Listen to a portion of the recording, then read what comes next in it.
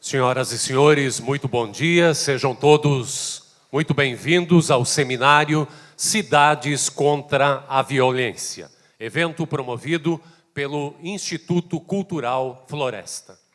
Em nome do presidente do ICF, Luiz Leonardo Fração, nós agradecemos as presenças dos senhores secretário de Estado da Segurança Pública, César Schirmer, neste ato representando o senhor governador do Estado, José Ivo Sartori, do senhor deputado federal, Luiz Carlos Heinze, do senhor presidente da Câmara de Vereadores de Porto Alegre, Walter Nagelstein, em nome do qual destacamos a presença de todos os demais vereadores que nos honram com suas presenças.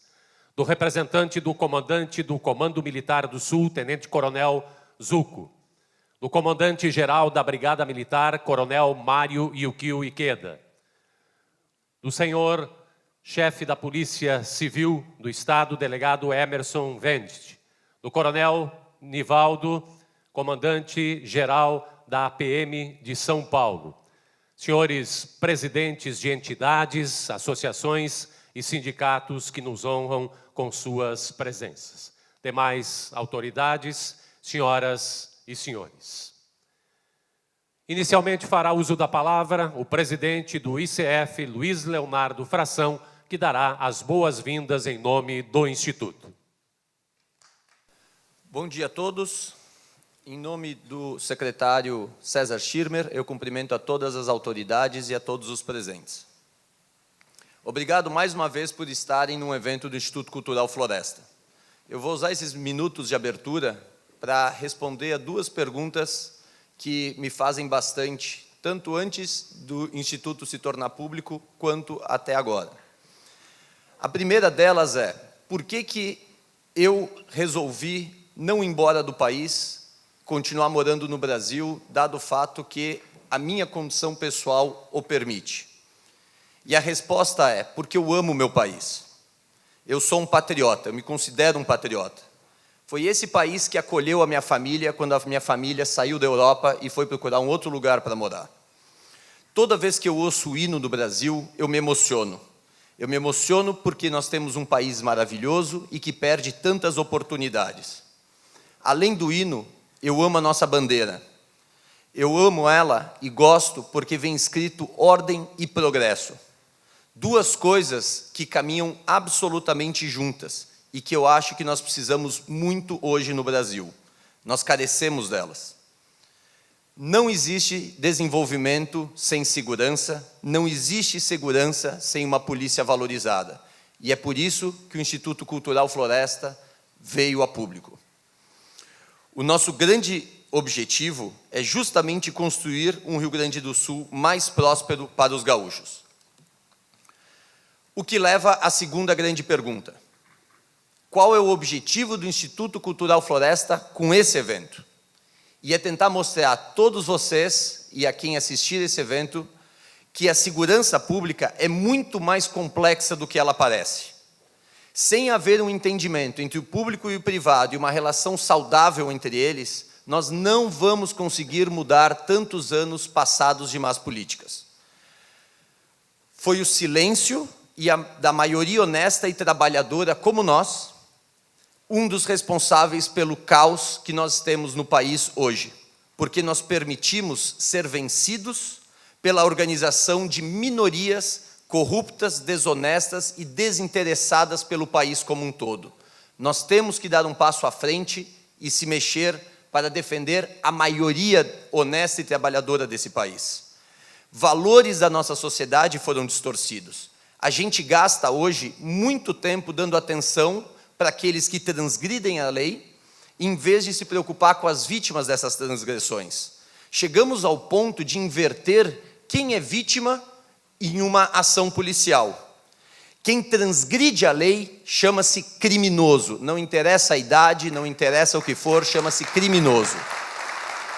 Quem sofre a transgressão da lei chama-se de vítima. E quem impõe a lei, arriscando a sua própria vida, eu chamo de herói. está na hora de começarmos a aplaudir e valorizar mais o trabalho de homens e mulheres que dedicam literalmente as suas vidas para a proteção e o cumprimento da lei. E temos que escolher o nosso papel na segurança pública. Há muitos aqui hoje que escolheram seu papel enfrentando e arriscando a sua vida, há outros que têm que escolher o papel de financiar e valorizar, e outros que têm que, se não têm a oportunidade de fazer os dois primeiros, têm que, pelo menos, ao olhar um policial, valorizar e aplaudi-lo por estar fazendo o que ele está fazendo. Pedi a todos também, mediadores, que trouxessem a pergunta sobre a lei que o Instituto Floresta está propondo. Vou gastar 1 minuto para tentar falar um pouco sobre ela. A lei que propomos é tentar criar um mecanismo parecido com a Lei Rouanet, onde as polícias, por exemplo, poderão criar um projeto de segurança. Carros, equipamentos, treinamentos, algo de tecnologia. Esse projeto vai ser submetido a uma câmara técnica, ligada à Secretaria de Segurança Pública, que irá avaliar o teor do projeto e, eventualmente, aprová-lo. Uma vez aprovado, um instituto ou uma entidade, como, por exemplo, Floresta, poderá bater na porta de empresas, arrecadar dinheiro e entregar este projeto feito de uma forma mais rápida, mais transparente, ao policial, à entidade policial que fez o projeto. Não há incentivo ou benefício fiscal nisso. É simplesmente uma canalização mais eficiente dos recursos públicos para serviços públicos. É encurtar o caminho entre o pagamento do imposto e a entrega do serviço, que hoje me parece ser o maior problema. Para reforçar essas ideias, trazemos ilustres palestrantes hoje. No primeiro painel, teremos José Mariano Beltrame, o mais respeitado secretário de Segurança do país, o homem que conseguiu, enquanto estava no Rio, trazer paz àquele estado, e, junto com ele, o secretário de Segurança César Schirmer, aqui no Rio Grande do Sul, uma pessoa que melhorou e desafiou enormes problemas da segurança pública, que tem muita minha admiração, e que o trabalho dessas duas pessoas provavelmente poupou ou vem poupando milhares de vidas por ano com a redução da criminalidade. Depois, trazer à tona 2 dos melhores consultores privados em segurança. O empresário da segurança pública, Marcos Rolim, e Gustavo Calef, para falarem sobre um tema que eu acredito que seja de suma importância. A tênue linha entre o que chamo o direito daqueles que atentam contra a vida, daqueles que são cidadãos de bem. É uma linha muito tênue aonde estão os direitos de cada um deles, e eu gostaria que eles debatessem sobre isso. O terceiro painel é especial. O novo comandante da Polícia Militar do Rio Grande do Sul, em seu primeiro, provavelmente, evento público, Mário Iqueda, uma pessoa admirada por todos aqui no Rio Grande do Sul, junto com o comandante da maior e mais forte polícia do Brasil, Coronel Nivaldo Restivo, da Polícia Militar de São Paulo. Peço que ambos compartilhem a experiência de terem iniciado no GAT e terem subido até a ponta das suas organizações. No quarto painel, um debate fundamental. Um dos precursores do GAT em São Paulo, Coronel Diógenes Luca, junto com o policial, chefe da Polícia Civil do Rio Grande do Sul, Emerson Vente. A Polícia Civil, ela faz um trabalho fundamental que muitas vezes não aparece para a gente, mas que ele é importantíssimo para estancar o crime antes mesmo deles chegarem em nós. E, por fim, o meu amigo Frank Leija, comandante de 3 operações no Iraque e no Afeganistão, especialista em segurança pública, condecorado com 3 medalhas, sendo uma delas o coração púrpura, quando a sua vida é posta em risco, ou você coloca a sua vida em risco por outros, que vai trazer uma visão de um dos países mais duros do mundo com criminosos, onde o policial é herói, onde a sociedade chegou no mais alto nível econômico, que é os Estados Unidos. Eu espero que todos vocês aproveitem, se inspirem e entendam mais do assunto. E, por fim, ajudem o Instituto Cultural Floresta a achar, junto com todos, a solução permanente para a nossa segurança pública. Agradeço a todos, agradeço a presença e vamos começar logo. Obrigado. Muito obrigado ao presidente do ICF, Luiz Leonardo Fração, por sua presença. Iniciaremos de imediato o primeiro painel do seminário, que abordará o tema As limitações da Secretaria de Segurança Pública no combate ao crime. Convidamos para compor o palco os senhores César Schirmer, secretário de Segurança do Estado do Rio Grande do Sul.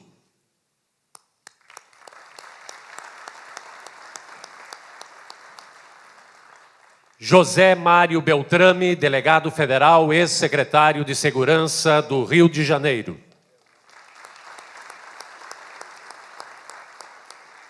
E o mediador deste painel, o diretor do ICF, Michel Gralha.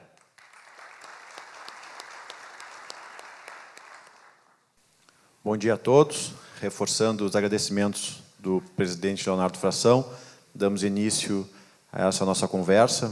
Queria muito agradecer aos palestrantes de hoje, delegado Beltrame, secretário Schirmer, e já de pronto passar a palavra ao delegado José Mariano Beltrame, ex-secretário de Segurança do Estado do Rio de Janeiro, idealizador das unidades de polícia pacificadora, uma pessoa com quem temos muito apreço por tudo que já realizou e temos certeza que ainda realizará em prol de todos nós. Muito obrigado, Beltrame. Por favor, a palavra é sua. Bom dia, gente. Bom dia a todos. Agradecer ao Instituto pelo convite, pela oportunidade. Parabenizar pela elaboração desse seminário, um tema que angustia todos nós hoje.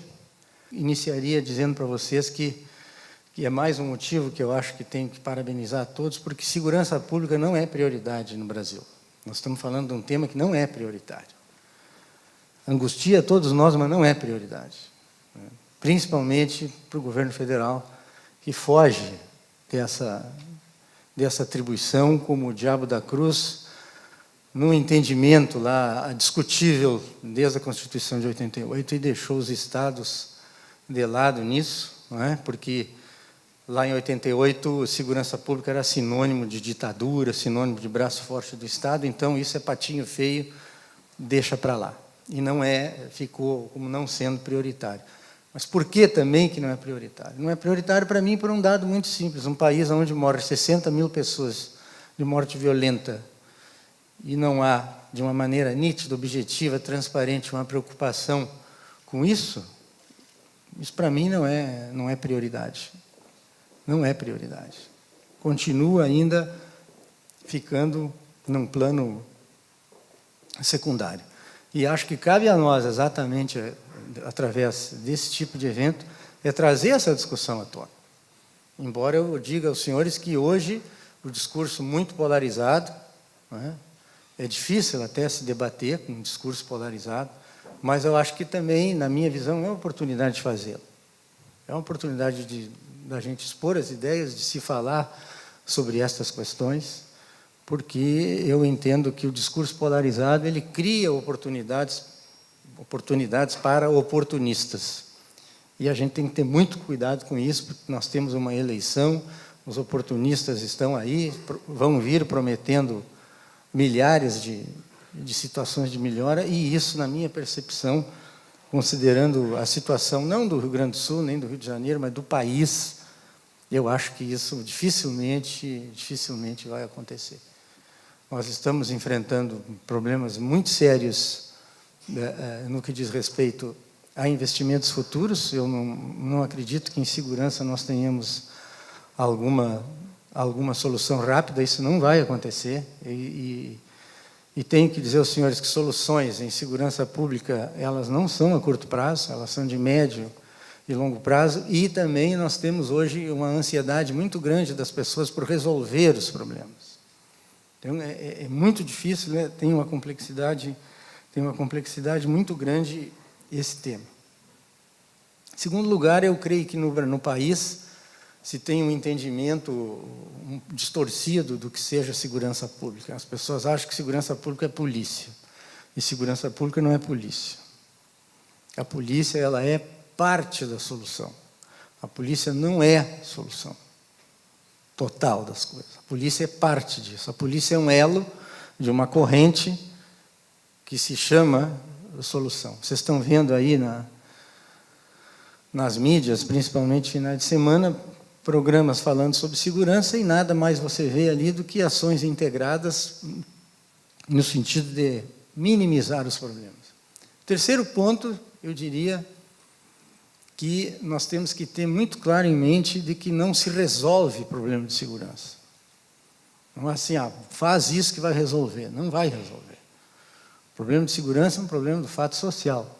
Nós temos que ter em mente mitigar os problemas, diminuir esses problemas. Porque resolver os problemas é muito difícil. Países desenvolvidos têm problemas, num outro nível, numa outra estrutura, mas também eu acredito que nós temos que ter essa questão de que não se vence. Segurança se mitiga. São palavras que eu acho que tem que estar um pouco fora do nosso imaginário, a questão de solucionar esse problema de uma maneira total. Como enfrentar isso, né, objetivamente? Eu não vejo outra saída a não ser através de priorização. Eu acho que hoje não há mais a possibilidade de chegar aqui um gestor e dizer assim, eu vou fazer saúde, educação, vou fazer escola, vou fazer creche, vou fazer posto de saúde, vou fazer estrada. Na minha percepção, o Estado brasileiro ele perdeu a capacidade de atender todos os requisitos de cidadania que compõem a Constituição da República. Você tem que priorizar. E vim a público e dizer isso, dizer que vai priorizar. Eu, particularmente, sei que tem a questão da educação, que obviamente é muito importante, mas eu fico hoje com a questão de segurança. Se tivesse que priorizar, não vou ficar aqui em cima do muro, porque eu acho que sem segurança não tem prosperidade. Sem segurança não acontece nada. E vivi isso, não acontece nada. Sem segurança um professor não vai para a escola ou não vai tranquilo para a escola. Sem segurança não há estabelecimento de política pública. Então, não adianta você fazer uma outra situação, investir numa política pública, sendo que o professor não pode chegar no colégio. Ou que o colégio é usado para esconder armas. Ou como no Rio de Janeiro, há uns meses atrás, que tem uma política pública, tenta ter uma política pública, e após uma operação policial na favela da Maré, o médico daquela UPA foi levado para a casa do traficante junto com enfermagem e tudo, ficou lá atendendo ele 24 horas, no outro dia devolveram o médico na casa, na UPA.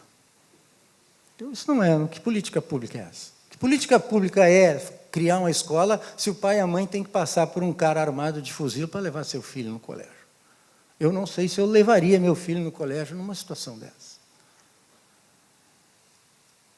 Então eu vejo que sem segurança é muito difícil. Para não falar aqui de negócios, nós temos aqui empresários, eu sempre digo que o capital é um elemento covarde da sociedade, ele vai aonde está bom para ele. E é assim que funciona. Se está ruim aqui, ele vai para a Bahia, se está ruim no Rio de Janeiro, como aconteceu no Rio de Janeiro. Os negócios foram todos embora para São Paulo, a Bolsa de Valores foi embora para São Paulo. E isso hoje continua acontecendo. Então, eu acho que um administrador público ele precisa ter foco. E, sobretudo, dizer para a população, de uma forma transparente, a opção que ele fez. A opção que ele fez de priorizar determinados aspectos. Porque é muito triste, gente, muito triste, no momento que uma sociedade tem que fazer uma matriz SWOT para ir comer uma pizza ou para ir na praia, a sociedade está morrendo. Você tem que levar o filho no aniversário, tem que saber que horas é, por onde vai, por onde vem, como é que faz, como é que não faz, não vai.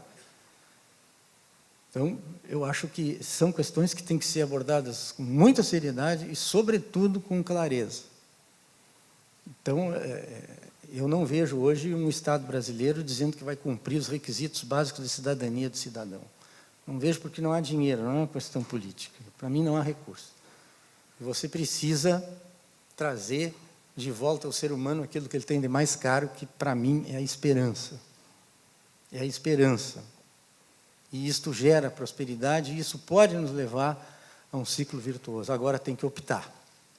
Tem que optar sem populismo, sem assistencialismo, tem que optar de uma maneira muito clara e mostrar para a sociedade que existe um plano.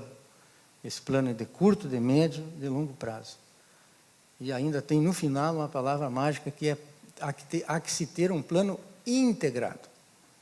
Você não pode ter um plano isolado. Conto para vocês exemplos que vivíamos no Rio de Janeiro. Havia-se plano habitacional no Minha Casa Minha Vida, por exemplo, que é um projeto interessante. 10.000 famílias instaladas num determinado lugar. O secretário de Segurança, o secretário de Saúde e outras pessoas não sabiam que isso estava acontecendo. Porque o que interessava era ir lá balançar a chavezinha, dizendo, ó, inaugurei e dei 10.000 moradias para as pessoas. Aí depois invadiram lá, secretário, tem que ir lá tirar. Eu não vou tirar. Não sabia. Será que 10.000 famílias não cabe? Vai falar com o chefe de polícia, será que não é? Será que não tem que botar uma delegacia lá? Será que não tem que botar uma companhia da polícia militar? Qual é o impacto disso na sociedade? Eu não vejo hoje uma saída que não passe por um planejamento de curto, médio e longo prazo e que ele seja integrado com outras instituições. Por que integrado com outros órgãos? Porque a polícia ela é um pedaço e os outros podem complementar e devem complementar isso, trazendo os requisitos de cidadania. Nós experimentamos isso no Rio de Janeiro. Nós experimentamos. Só que hoje, quando você fala em cidadania, muita gente corre. Muita gente corre, porque é algo caro de se fazer. E o Estado está há anos-luz com certas fatias da sociedade em prestar essa questão de cidadania. Então, você entrar e entregar a segurança é uma maneira de desafiar o próprio Estado para que ele faça o resto, coisa que ele nunca fez. Eu não vejo uma outra alternativa para que a gente melhore essa situação, a não ser melhorar a própria vida do cidadão. Eu digo para vocês que no Rio de Janeiro, hoje, você precisa, primeiro, em certos lugares, de ação policial, para depois entregar cidadania. E deixo dito aqui o seguinte, eu acredito que Porto Alegre talvez não precise ações de segurança em determinados lugares para depois vir com cidadania. Talvez somente a cidadania vindo de uma maneira mais forte, mais presente, você consiga isso. Então, o que eu vou deixar aqui do Rio de Janeiro para vocês? Olhem para lá e não deixem com que o Rio Grande do Sul chegue aos níveis que chegou o Rio de Janeiro. Por pura leniência e pela passividade do Estado. O Estado foi leniente, mas a sociedade foi muito tolerante. E eu acho que esse exemplo que vocês estão dando aqui é que vocês não estão dispostos a tolerar. Muito obrigado, gente.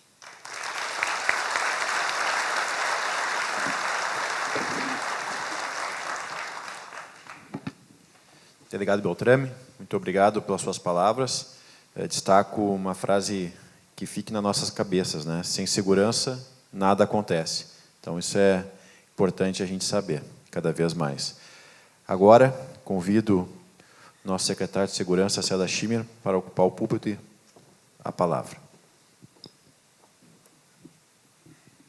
Obrigado. Queria inicialmente saudar o Leonardo Fração, nosso conterrâneo amigo, presidente do Instituto Cultural Floresta, e ao cumprimentá-lo, cumprimento tantos quantos integram esta instituição e tiveram a percepção nítida daquilo que o nosso secretário Beltrame acabou de falar. Então, muito obrigado a tantos quantos dão exemplo a outras cidades e instituições do Rio Grande do Sul a trabalharem efetivamente na compreensão também daquilo que disse o secretário Beltrame. Segurança não é só segurança, como foi no passado. E sequer segurança pode ser resolvida se nós partirmos da premissa que segurança é só responsabilidade da Brigada, da Polícia Civil e de outras instituições da Secretaria de Segurança.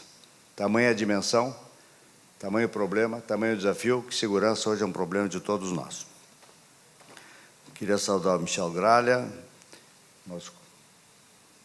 quem nos coordena, e também, e sobretudo, o secretário Beltrame, conseguiu com extrema dificuldade enfrentar uma realidade dramática, num Estado com grandes problemas e, pela sua conduta equilibrada, serena e competente, deu um exemplo do que deve se fazer em todo o país.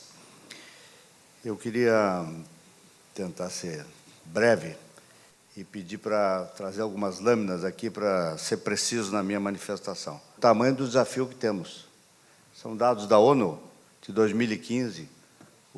Somando os homicídios em 150 países do mundo, é menos que o número de homicídios no Brasil. Isso dá a dimensão do problema. Isso não é uma questão menor. Isso não é um problema que se resolve aplicando mais recursos, ou mais efetivos, ou comprando mais veículos. Isso é um problema que afeta toda a sociedade brasileira e enfrentá-lo exige efetivamente uma ação de toda a sociedade, não só do aparato de segurança. A imprensa brasileira e mundial ocupa todos os dias as suas principais manchetes sobre a guerra na Síria. A guerra na Síria morreram em 5 anos 256 mil pessoas. No Brasil, assassinados, no mesmo período, 279 mil pessoas. 61 mil mortes violentas intencionais em 2016, equivale a uma bomba atômica por ano. 49 mil estupros, isso aqui é 10% do que realmente acontece no país, e 1 milhão de carros roubados ou furtados ao longo daquele período. Isso é a dimensão do problema que temos pela frente.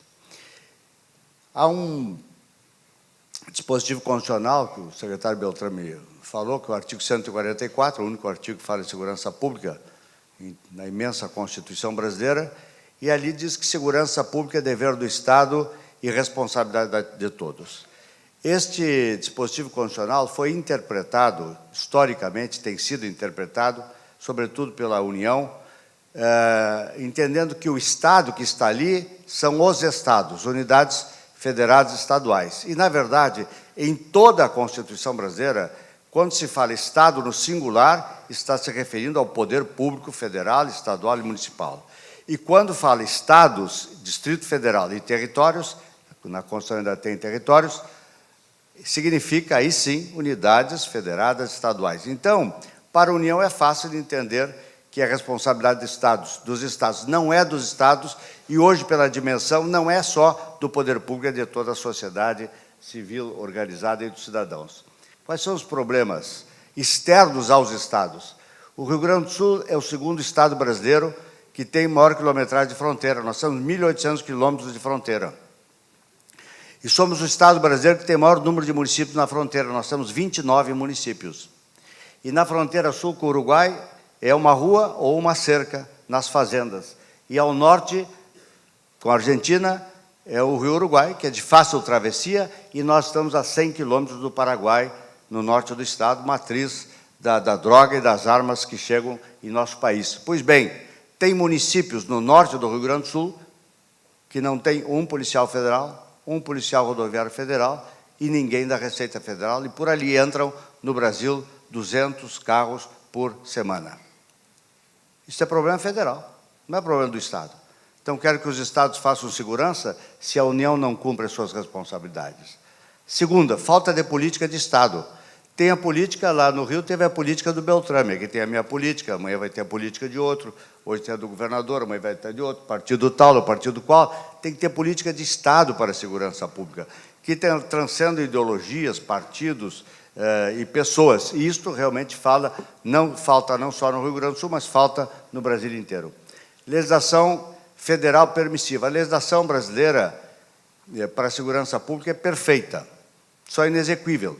É uma legislação maravilhosa para a Finlândia, para a Suécia, para alguns países do mundo, mas uma prática do nosso país é que a legislação é ótima, mas inexequível.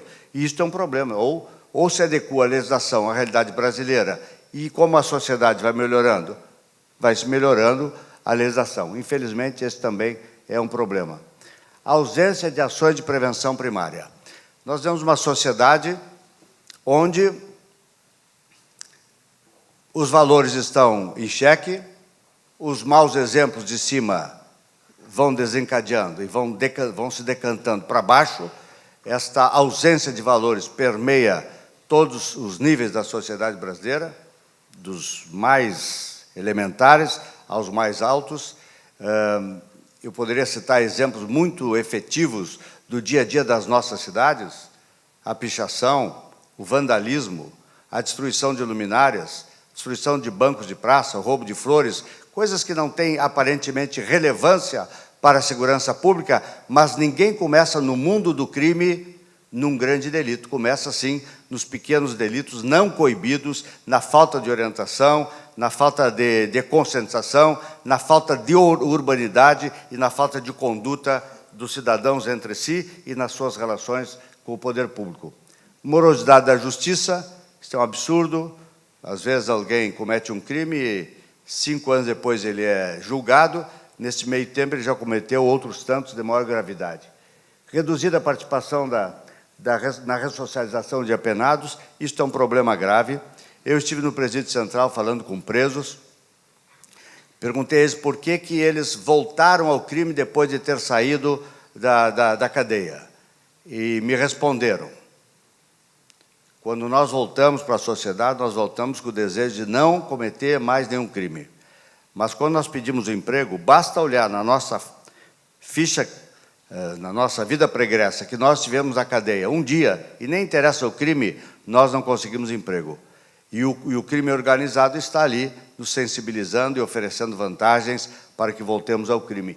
Isso é responsabilidade também da sociedade, do mundo empresarial, a possibilidade de compreender que, uma vez alguém condenado, esta pessoa pode voltar para o lado do bem. Tem uns até que é impossível, mas certamente, se nós conseguirmos tirar alguém do crime e jogá-lo do lado do bem, certamente é menos transtornos que teremos à frente. E a sociedade violenta e permissiva que havia falado. O 190 da Brigada Militar, em algumas cidades, o que mais toca lá é violência doméstica. Violência doméstica é violência sexual, física, psicológica, emocional, dentro de casa. Uma criança criada neste ambiente, imaginem o que ela será na escola, o que ela será na rua, o que ela será no jogo de futebol, o que ela será ao longo da sua vida. Já tenho só um minuto mais, tu tem toda a razão, Beltrame. É uma loucura falar em segurança em 10 minutos. Mas eu queria falar rapidamente aqui sobre as ações que estamos trabalhando aqui no Rio Grande do Sul. E vou pegar só pela última linha ali a questão da gestão. Não tem recursos financeiros, tem que ter criatividade. Nós reduzimos o ICMS para doações à segurança pública. O absurdo é que antes alguém queria dar um carro para a polícia ou para a brigada, além de comprar o carro e doar, tinha que pagar o imposto. Hoje, qualquer doação não tem mais ICMS, estamos trabalhando em Brasília para que também tire o IPI, isso vai reduzir o custo de um veículo em 50%. Além de fazer mais com menos. Estamos trabalhando na integração. A integração é chave. A integração pressupõe que nós temos que trabalhar juntos, não só os órgãos da segurança propriamente dita, mas outros níveis de integração, com a União, com os estados e com os municípios. A segurança começa numa cidade bem iluminada.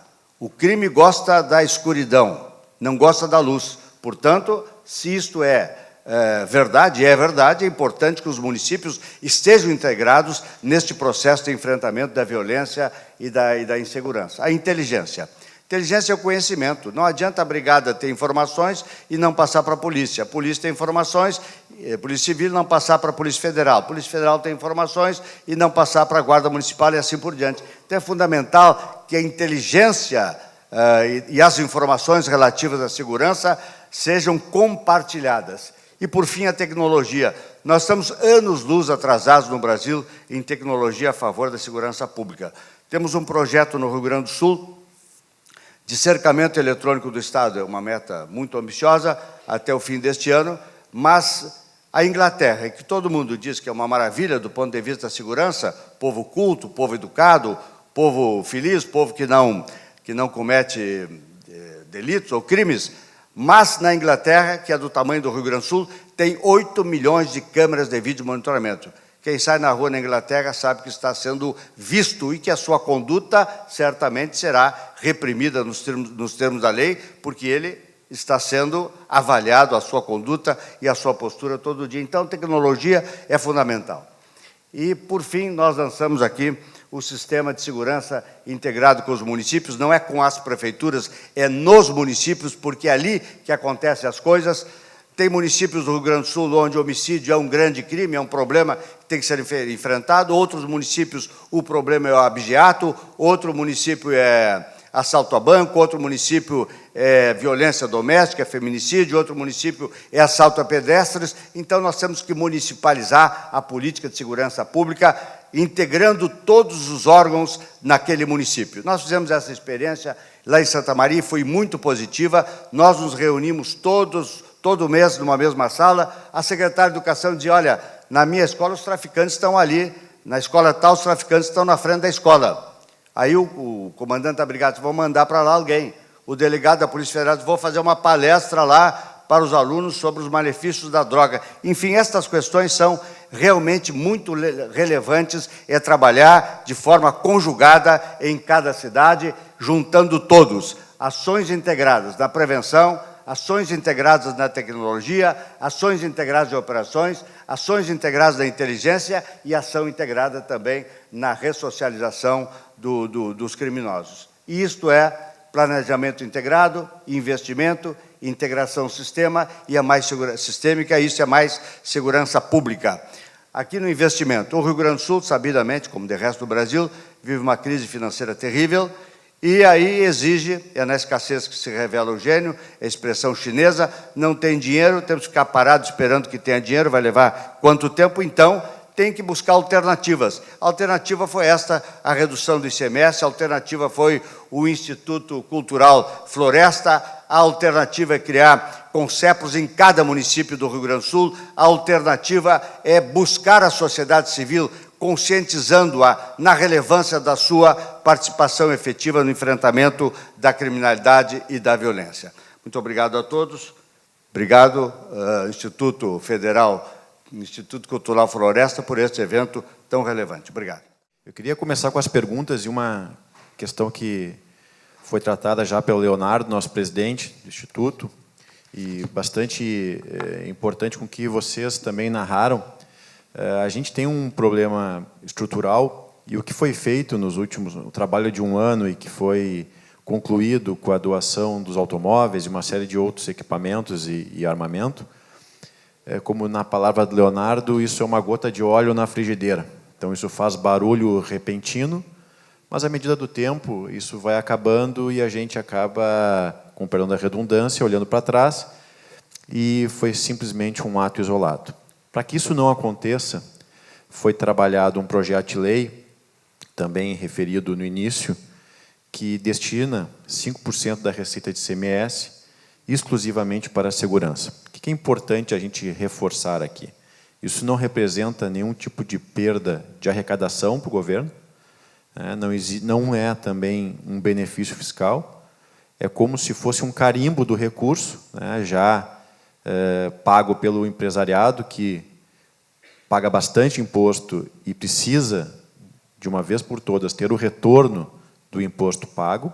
Então, esse recurso ele é carimbado e destinado para a segurança, Beltrame. Então, quando a gente tem esse destino para a segurança, também na outra ponta vão ter projetos da iniciativa privada que vão coordenar esses recursos e ser entregue equipamentos, enfim, o que for preciso para as polícias. Então, isso já está bem encaminhado e nós precisamos que isso seja aprovado para que a gente possa transformar essa gota de óleo numa frigideira em algo mais concreto e algo mais perene. Então, isso é fundamental para que esse projeto não morra no início. A minha pergunta é, na experiência de vocês, que já passaram, um está no governo, um passou pelo governo e hoje na iniciativa privada, qual o papel do Estado nesse processo de aprovação da lei? O que nós devemos esperar dos entes públicos no apoio a isso? E qual é o papel do cidadão também em incentivar e falar lá com seus políticos, em quem ele votou, e faça literalmente uma pressão para que esse projeto, Schirmer, seja aprovado e que a gente consiga transformar isso em algo mais perene. Por favor, Beltrame. Há necessidade de se reconhecer que o Estado não tem condições de fazer tudo. E eu acho que esse momento que o país vive, há necessidade de exatamente fazer o que vocês estão buscando fazer, que é este exercício de, aos poucos, o privado, querendo, obviamente, ele poder permear no público. Eu acho que esse é um caminho que está sendo aberto aqui e espero que seja efetivamente um caminho sem volta. Porque, vocês desculpem a expressão hoje, mas eu diria para vocês que nós temos praticamente o papel, no Brasil, de um Estado infrator. Nós temos os cidadãos que são infratores, mas o Estado é infrator. Então, não adianta dizer que não pode ou que isso acontece. Claro, mas há necessidade desse exercício de flexibilização e de possibilidades, obviamente, jurídicas, protocolos jurídicos, que façam que o privado comece a permear o público no sentido de ajudar. Porque segurança pública, gente, não é barato. Não é barato. Os senhores façam um exercício de abstração e vejam quanto cada um de vocês gasta com a segurança de vocês. É prédio com câmera, é cerca, é estacionamento. Façam essa conta para uma pessoa, ou talvez uma família.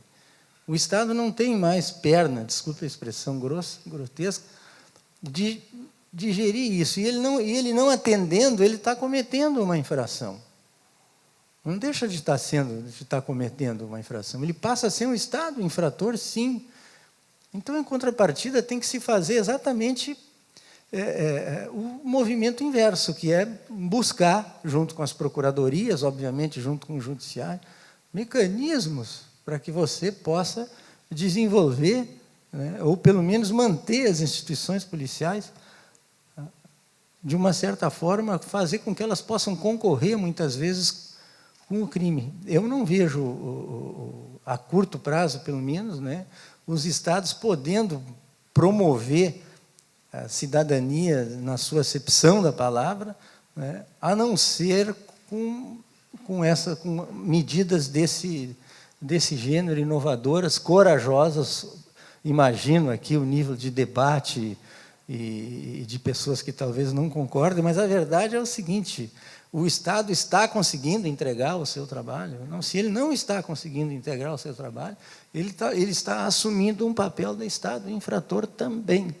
Então, isso vejo como algo absolutamente necessário que seja feito, que se dê início, e espero que isso prospere para o Brasil lá fora, que vocês sejam pioneiros desse tipo de medida.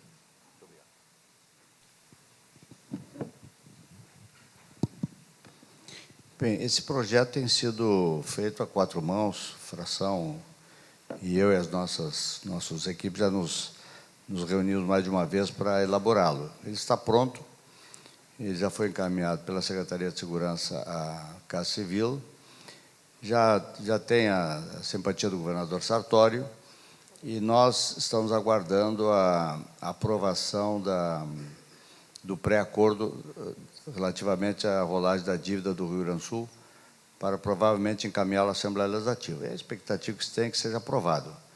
Razões para a sua aprovação tem de sobra.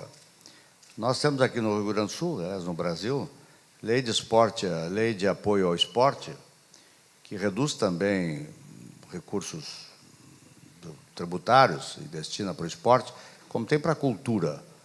Por óbvio, a segurança, no quadro que se vive no Brasil, tem mais relevância que o esporte e a cultura. Nada contra ninguém, e nenhum setor de atividade. Mas também a saúde e a educação têm verbas constitucionalmente obrigatórias, destinadas pelos estados e pelos municípios, e parte pela União. E a segurança, como disse o Beltrame, e eu concordo plenamente, a segurança é base para a educação. Tem escolas na minha cidade, que eu convivi como prefeito, que os professores viviam permanentemente de atestado médico. E eu fui atrás. Por que 20% dos professores estão precisando de atestado? Era medo. Medo. Medo de chegar na aula, medo da violência do entorno da escola, medo dos alunos, medo dos pais dos alunos, medo da realidade. O medo leva à depressão e, portanto, impossibilita um professor de dar aula. Então, a segurança é base para a educação, é base para a saúde, por óbvias razões, é base para o desenvolvimento econômico, é base para o turismo. Imagina alguém vem ao Brasil porque sabendo que tem 60 mil assassinatos por ano. Não vem. A América do Sul é o continente que menos recebe turistas, menos que a África, menos que a Oceania. Por quê? Porque o mundo todo sabe que a realidade de insegurança e violência é brutal neste continente. Então, não há nenhuma dúvida que aqui no Rio Grande do Sul, Beltrame, nós estamos buscando alternativas, outras que não as tradicionais, que é o financiamento do próprio Estado, as questões de segurança, exatamente porque compreendemos a relevância de superar rapidamente, superar não na totalidade, mas ao menos minimizar ou amenizar as questões de violência e insegurança como um patamar elementar para melhorar saúde, educação, desenvolvimento econômico, etc., etc. Então, há um sentido geral nessa direção.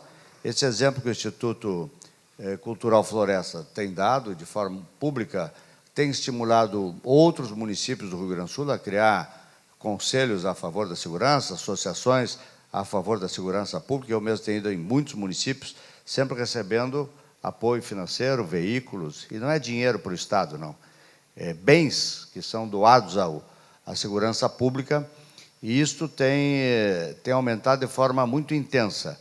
E o que significa isso? Significa que vai resolver o problema da insegurança, da violência? Não, significa que nós vamos encurtar ou vamos aumentar a velocidade do enfrentamento do crime e da violência que vem tomando conta do nosso país.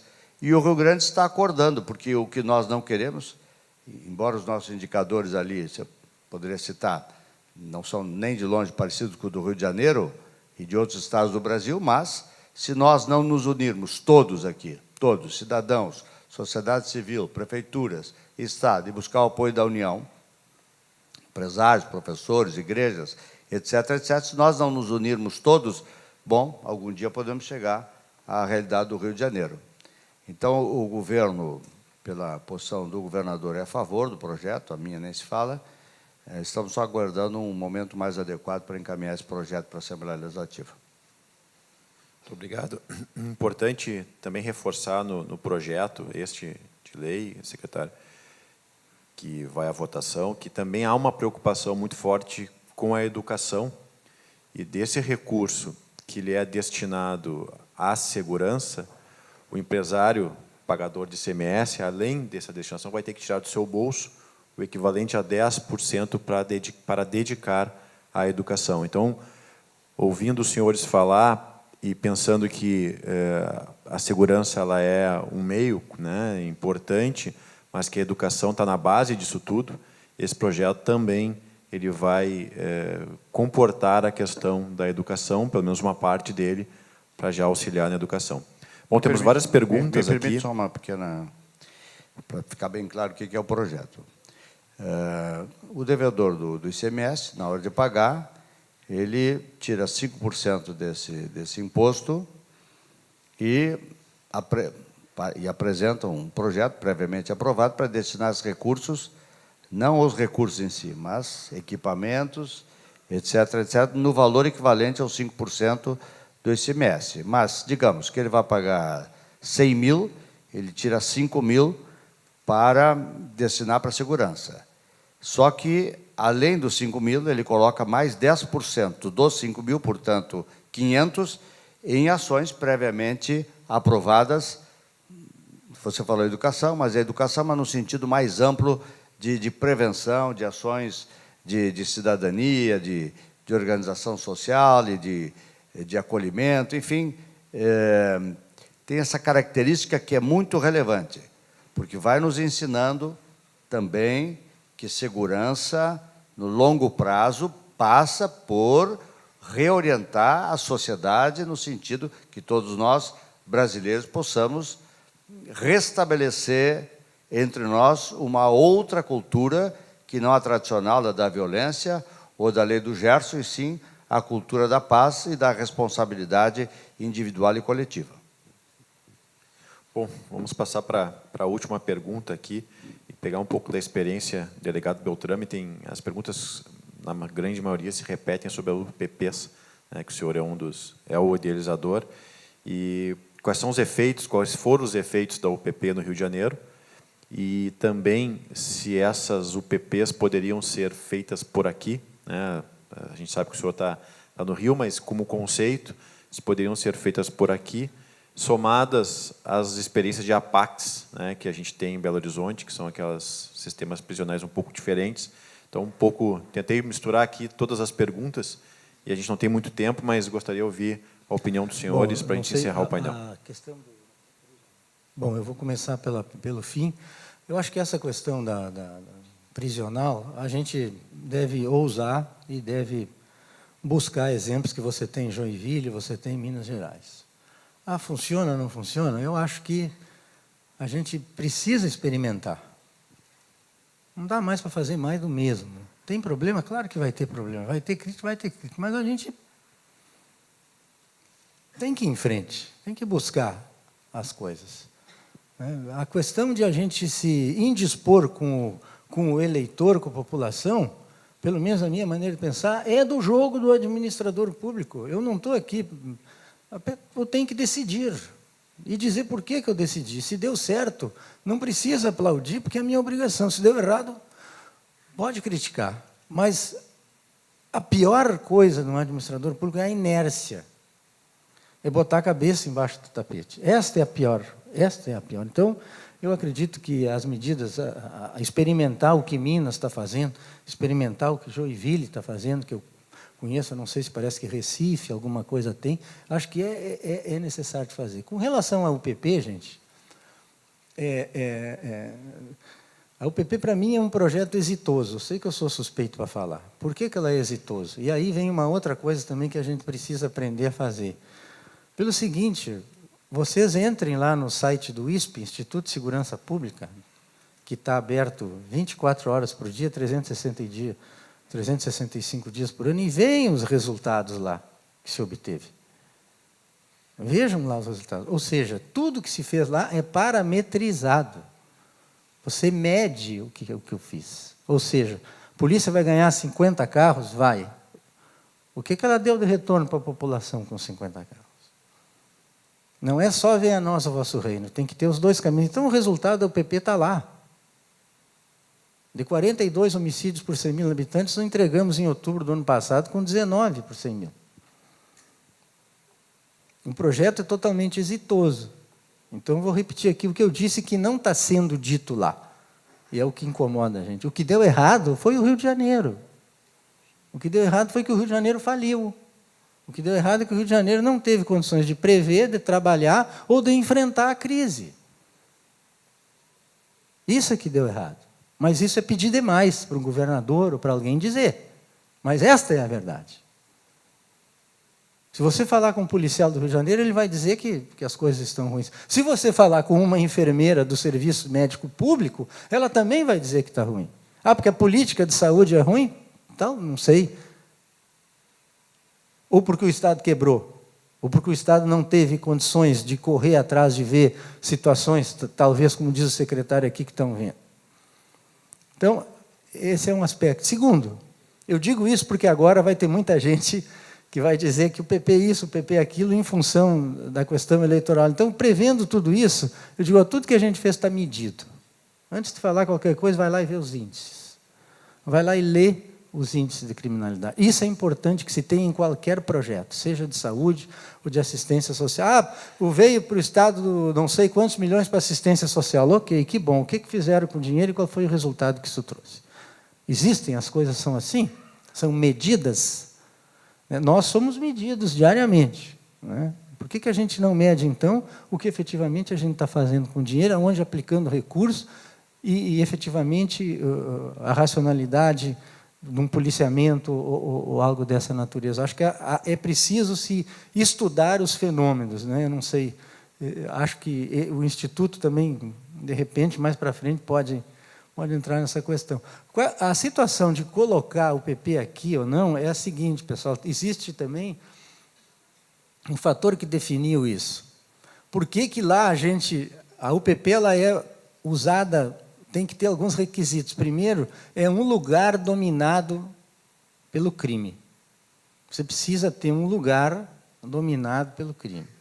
Você precisa ter um lugar onde ali dentro não existe o Estado. Existe um outro Estado paralelo. Ali dentro existe um imperador, existe um déspota. E aqui existe o governador. Ali dentro as leis, ali dentro não tem poder judiciário. Não tem poder legislativo e não tem poder executivo. Ali dentro, por exemplo, é o NEM. E aqui fora é o governador, são os juízes, os promotores. Então, esse quadro é um quadro que define essa situação. E eu acho que a questão resumindo, a territorialidade. Este é o problema da UPP. Existe aqui território aonde isso aconteça? Eu acho que se você tem território, e se esse território é dominado por armas de guerra, né, aí você tem que fazer uma UPP, ou você tem que terminar com este território paralelo, o que no Rio de Janeiro tem muito. Você caminha na Lagoa Rodrigues de Freitas, você entra no Pavãozinho, você está num outro país. E o pior é que as pessoas não enxergam isso, ou não querem enxergar. Não querem enxergar. Então, os senhores aqui abram seus olhos. E gente boa de cabeça nunca não quer enxergar. Fala-se o factual, mas o Rio de Janeiro, para mim, assim como qualquer cidade, como que você vai aplicar a lei se você tem 2 países? E a base de uma sociedade não é justiça e segurança?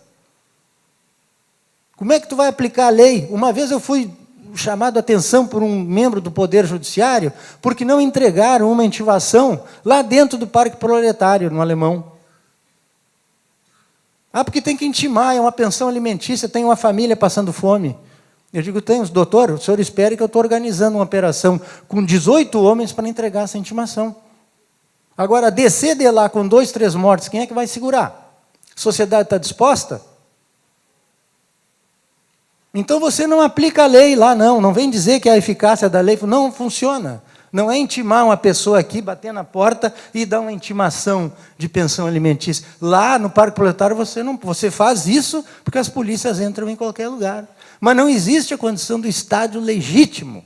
E gente boa não fala sobre isso. Não fala. Então é o que eu digo, não haverá democracia. Isto é um conceito, é uma aberração do conceito de Estado. Você ter 2 estados dentro de uma cidade. 2 estados dentro de uma cidade. Vocês viram na televisão e vem o Correio do Rio de Janeiro querendo cobrar a mais. Por quê? Porque ele vai passar por áreas. Isto é outro país, pessoal. Vocês não estão vendo o Exército? O BOP lá no Rio de Janeiro tem reto-escavadeira. O que o BOP tem a ver com reto-escavadeira? Nada. Mas é que ele tem que tirar as barricadas para poder entrar. As barricadas, sabe o que é, gente? Fronteira. É a fronteira de um país com o outro. E as pessoas, a sociedade, os governos, as instituições representadas, os intelectuais, todo mundo diz, que coisa. Então eu estou sendo bastante efusivo nisso que eu estou dizendo, porque esta situação, ela acaba com o conceito de Estado, acaba com todos nós, gente. Não é possível. Vocês se lembram do Tim Lopes? No Alemão, Tim Lopes foi perseguido, preso, julgado, condenado e executado. Dentro do Alemão, se deu ali todos os requisitos do Estado Democrata de Direito. Então, isso não é possível, gente. Mesmo que que a gente tenha uma participação do Estado com problemas, com dificuldades, não é questão da polícia entrar, porque eu garanto que a brigada entra em qualquer lugar desse Estado. Você não pode ter lei. Deu uma briga com marido e mulher, se o cara é amigo do dono do morro, o cara se dá bem, a mulher vai embora. Se é o inverso, o cara... Isto não é possível. Não é possível a eficácia de uma decisão judicial não poder chegar onde ela tem que chegar. E não adianta dizer assim, não, isso é problema do Estado, o Estado que vai cumprir. Aí eu pergunto, que Estado, doutor? Que Estado o senhor está falando? O Estado onde vale o Código de Processo Penal ou o Estado onde não vale o Código de Processo Penal? Um policial, muitas vezes, entra num beco, em questão de metros, ele está numa situação de guerra, porque ele está enfrentando um AK-47. Ele está, então, ali ele morre, ele mata, ele fere, aí depois ele desce lá, eu digo assim, qual é a lei que vai julgar esse policial? A lei do Estado democrático ou a lei da guerra? E qual é a lei da guerra? Então, para mim, existem distorções imensas que estão acobertadas, que ninguém quer tocar, é vaca sagrada. É vaca sagrada, as pessoas passam todos os dias embaixo da Rocinha. A classe média tomando uísque na Vieira Soto vê o Vidigal crescer. Que bacana. Não é nada contra aquelas pessoas, absolutamente, porque sempre se tratou elas como gueto. Mas não é possível um Estado se sustentar se você tem um Estado paralelo. Essa é a verdade. Existe Estados paralelos, existe sim. Tem que reconhecer e tem que enfrentar. Então, isso que eu estou dizendo para vocês, para mim, é se cabe ou não o PP. Se aqui está se chegando, aqui ou em qualquer lugar, está se chegando onde existe uma pessoa que tem notoriamente um nome, né, como Ney da Rocinha, como Orlando Joguinho, enfim, né, se tem ali uma pessoa que se apresenta assim, e que se para entrar existe limite territorial, cabe ao PP. Cabe ao PP. Se não, possivelmente não, porque o PP não era, o PP entrou, estabilizou para que a segunda onda acontecesse. E eu digo sempre o exemplo da Segunda Guerra Mundial. O que acabou com a Segunda Guerra Mundial foi o desembarque na Normandia. Agora, o que fez a Europa uma potência mundial foi um plano Marshall, feito integradamente, de longo prazo, e tornou a Europa. Então, esse é o ponto do PP, é entrar para devolver o território para aquelas populações, para acabar com o conceito de Estado paralelo. Mas aí o Estado tem que fazer a segunda onda, que não tenha dúvida que é muito difícil. Então, eu acho que se aqui, ou em qualquer lugar, começar a se ter esse tipo de coisa, talvez tenha que se pensar. Né? Tenha que se pensar. Obrigado, doutor. E isso está muito claro em lugares como o Rio de Janeiro. Né? Eu encerro agradecendo ao secretário Schirmer, ao delegado Beltrame e a todos vocês. Muito obrigado. Um abraço.